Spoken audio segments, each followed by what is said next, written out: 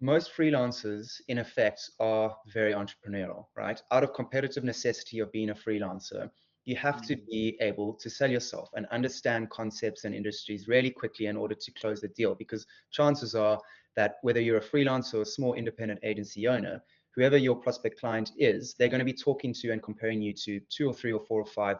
other freelancers or agencies. So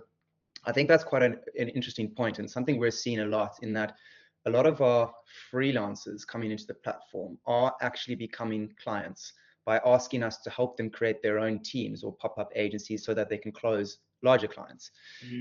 We've seen mm, this rise in what you'd call solopreneurship, so basically just solo founders, which traditionally has been marked as a bit of a red flag, especially from like a venture capital standpoint, is because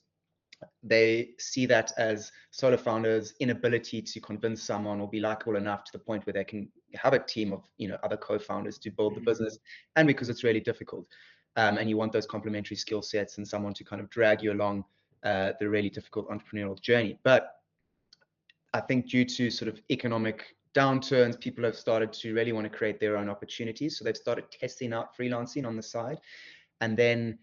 if they're good at that and they've picked up a few good clients, they move into it full time. And I think that combined with the rise of sort of AI efficiency and all these latest tools have really empowered